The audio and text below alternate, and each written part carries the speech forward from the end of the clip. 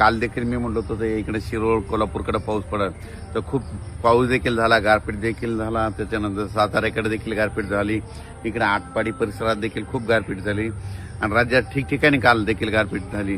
तर राज्यातल्या शेतकऱ्याचे परत फोन आले की आणखीन हे किती दिवस वातावरण आहे. तर राज्यातल्या सर्व शेतकऱ्याला सांगू इच्छितो की तुम्ही काय करा, आज 2, 3 आणि 4 आणखीन 4 तारखेपर्यंत असंच वातावरण राहणार आहे. वेगवेगळ्या भागात दररोजच पावसाचं वातावरण राहणार आहे. म्हणून हा अंदाज सर्व शेतकऱ्यांना लक्षात यायचा. मग सांगायचं झालं तर पूर्व विदर्भ, पश्चिम विदर्भ, उत्तर महाराष्ट्र, मराठवाड्यात देखील काय होणार आहे, आणखीन जवळपास 4 तारखेपर्यंत असंच भाग बदलत वेगवेगळ्या भागात दररोज पाऊस पडणार आहे. काही ठिकाणी गारपीट देखील होणार आहे, विजेच्या कडकडासह पाऊस होणार आहे. म्हणून हा अंदाज लक्षात यायचा आहे.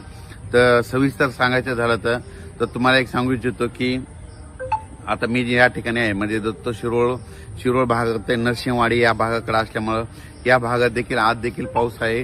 त्याच्यानंतर कोल्हापूर देखील आहे, त्याच्यामुळं साताऱ्याकडे देखील आहे, त्याच्यानंतर पुणे देखील पडणार आहे, त्याच्यानंतर पुणे अहिल्यानगर, त्याच्यानंतर नाशिक, धुळे, नंदुरबार, जळगाव, त्याच्यानंतर संभाजीनगर जिल्हा, बीड जिल्हा, जालना जिल्हा, परभणी जिल्हा, लातूर जिल्हा, धाराशिव जिल्हा, बीड जिल्हा, नांदेड जिल्हा, हिंगोली जिल्हा, वाशिम, त्याच्यानंतर बुलढाणा, अकोला, अमरावती, वर्धा, नागपूर, भंडारा, गोंदिया, चंद्रपूर, यवतमाळ. म्हणजे राज्यात सांगायचं झालं तर आणखीन 3 दिवस 2, 3, 4 ह्या 3 दिवसामध्ये आणखीन बऱ्याच ठिकाणी पावसासह काही ठिकाणी गारपीट देखील होईल, काही ठिकाणी वारं सुटेल, काही भाग सोडून देखील देईल. म्हणून हा अंदाज सर्व शेतकऱ्यांनी लक्षात घ्यायचा. या वातावरणामध्ये विजेचं प्रमाण जास्त आहे, म्हणून माझी शेतकऱ्याला विनंती, विजा कडकडत असताना झाडाखाली थांबत जाऊ नका. झाडावर जास्त विजा पडतात, त्याच्यामुळं विजा कडकडायला लागेल की आपलं घर जवळ गावा. काल देखील ना इकडे ज्योतिबा मंदिराच्या परिसरात त्या डोंगरावर वीज पडली, तिथं देखील काही भाविक जखमी झाले.